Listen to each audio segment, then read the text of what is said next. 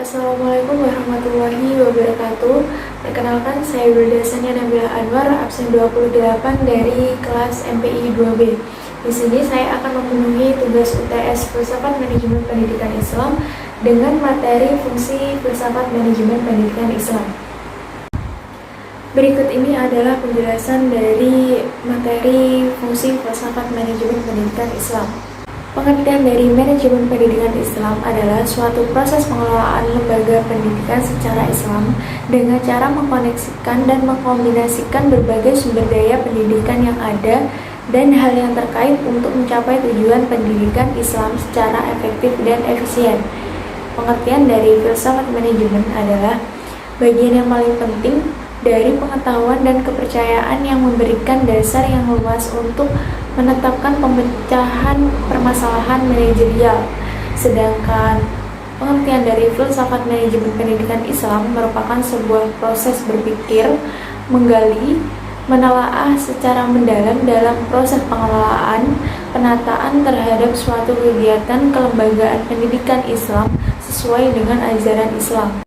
Selanjutnya yaitu fungsi dan kegunaan filsafat manajemen. Globalisasi yang dihadapi lembaga pendidikan bersifat dinamis. Untuk itu perlu fleksibilitas dalam situasi dan kondisi sebagai bentuk aksi menghadapi tantangan tersebut. Filsafat manajemen hadir sebagai bagian dari ilmu pengetahuan yang melandasi kepercayaan dan sebagai dasar untuk berbuat dalam melaksanakan fungsi manajemen dan pemecahan masalah. Setiap ilmu sudah pasti memiliki fungsi dan kegunaan, termasuk juga filsafat pendidikan.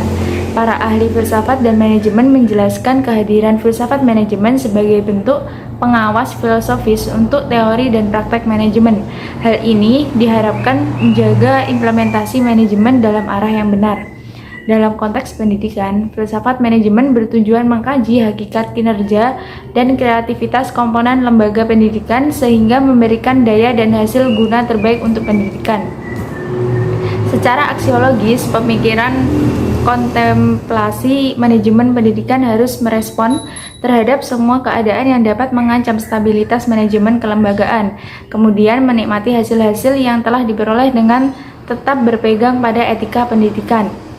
Filsafat manajemen pendidikan memahami penjelasan komprehensif tentang seluruh realitas diri dalam menikmati pekerjaan kependidikan dengan cara menyusun seluruh rancangan kinerja, waktu pelaksanaan, hakikat dan strategi pengembangan model-model kinerja lembaga pendidikan, serta menjabarkan kelebihan dan kekurangan sumber daya yang dimiliki dan pemecahan masalah yang dipandang sangat memungkinkan.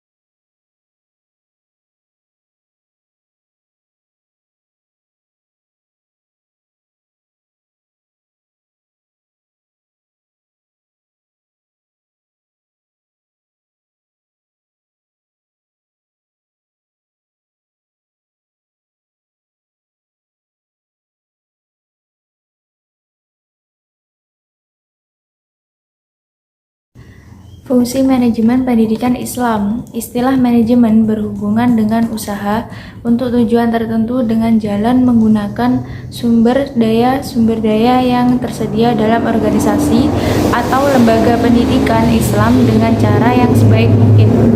Manajemen bukan hanya mengatur tempat, melainkan lebih dari itu adalah mengatur orang per orang.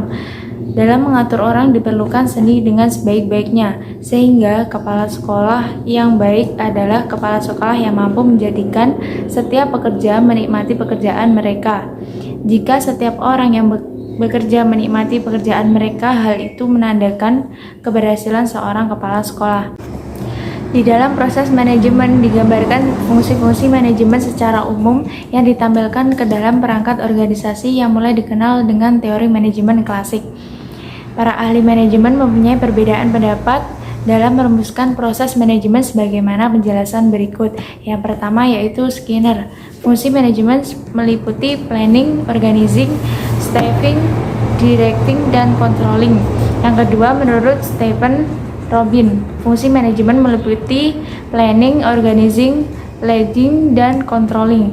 Yang ketiga yaitu menurut Gulick mengedepankan proses manajemen mulai dari planning, organizing, staffing, directing, coordinating, reporting, dan budgeting. Menurut Fayol, yang dikenal sebagai Bapak Manajemen Ilmiah atau Scientific Management, mengedepankan proses manajemen sebagai berikut, yaitu planning, organizing, commanding, coordinating, dan controlling. Adapun fungsi dari manajemen pendidikan Islam yaitu ada 4. Yang pertama yaitu perencanaan, yang kedua adalah pengorganisasian, yang ketiga adalah penggerakan, dan yang terakhir adalah pengawasan. Yang pertama yakni perencanaan pendidikan Islam. Perencanaan adalah sebuah proses perdana ketika hendak melakukan pekerjaan baik dalam bentuk pemikiran maupun kerangka kerja agar tujuan yang hendak dicapai mendapatkan hasil yang optimal. Demikian pula halnya dalam pendidikan Islam. Perencanaan harus dijadikan langkah pertama yang benar-benar diperhatikan oleh manajer dan para pengelola pendidikan Islam. Sebab perencanaan merupakan bagian penting dari sebuah kesuksesan. Kesalahan dalam menentukan perencanaan pendidikan Islam akan berakibat sangat fatal bagi keterlangsungan pendidikan Islam. Yang kedua yaitu pengorganisasian pendidikan Islam. Organizing adalah kerja sama antara dua orang atau lebih dalam cara yang terstruktur untuk mencapai sasaran spesifik atau sejumlah sasaran. Organisasi dalam pandangan Islam bukan semata-mata wadah, melainkan lebih menekankan pada bagaimana sebuah pekerjaan dilakukan secara rapi. Organisasi lebih menekankan pada pengaturan mekanisme kerja. Yang ketiga yaitu penggerakan atau actuating. Yang ketiga yaitu penggerakan atau actuating merupakan fungsi manajemen yang kompleks dan merupakan ruang lingkup yang cukup luas secara. Yang ketiga yaitu penggerakan atau actuating merupakan fungsi manajemen yang kompleks dan merupakan ruang lingkup yang cukup luas serta sangat berhubungan erat dengan sumber daya manusia yang pada akhirnya actuating merupakan pusat sekitar aktivitas-aktivitas manajemen. Pada suatu lembaga pendidikan Islam, kepemimpinan efektif hendaknya memberikan arah kepada usaha dari semua personil dalam mencapai tujuan lembaga pendidikan Islam. Tanpa kepemimpinan atau bimbingan, hubungan antara tujuan perseorangan dengan tujuan organisasi bisa kendor. Yang terakhir adalah pengawasan pendidikan Islam atau controlling, merupakan langkah penentu terhadap apa yang harus dilaksanakan sekaligus menilai dan memperbaiki sehingga pelaksanaannya sesuai dengan rencana serta terwujudnya secara efektif dan efisien. Menurut Siagian, pada tahun 1983, fungsi pengawasan yaitu upaya penyesuaian antara rencana yang telah disusun dengan pelaksanaan atau hasil yang benar-benar dicapai. Tujuan pengawasan pendidikan Islam haruslah positif dan konstruktif, yaitu memperbaiki, mengurangi pemborosan waktu, uang, material, dan tenaga di lembaga pendidikan Islam.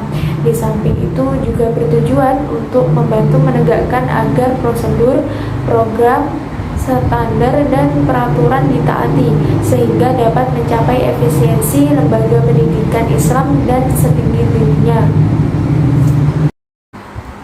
Adapun fungsi filsafat yang pertama yaitu membentuk sifat kritis. Seperti yang telah dijelaskan sebelum-sebelumnya, filsafat dapat membentuk pemikiran yang kritis pada seseorang. Hal tersebut tentunya sangat berguna untuk diterapkan dalam kehidupan beragama maupun bermasyarakat, sehingga ketika menghadapi masalah apapun diharapkan manusia dapat berpikir dengan rasional supaya tidak terjebak oleh segala sifat fanatisme. Fungsi yang kedua yaitu sebagai pemecah masalah. Ilmu filsafat mengajak manusia supaya berpikir secara bijak dalam mengatasi berbagai persoalan. Dengan menggunakan cara berpikir filsafat, maka diharapkan manusia dapat mengidentifikasi masalah tersebut dan memudahkannya dalam mendapatkan jawaban, sehingga masalah dapat dipecahkan tanpa kesulitan.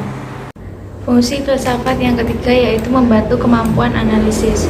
Berpikir secara filsafat tentunya sangat dibutuhkan oleh para pelajar maupun peneliti, karena dengan demikian kemampuan dalam menganalisa akan semakin terasa, sehingga analisa dapat dilakukan dengan kritis dan komprehensif untuk mengatasi berbagai permasalahan ilmiah dalam riset.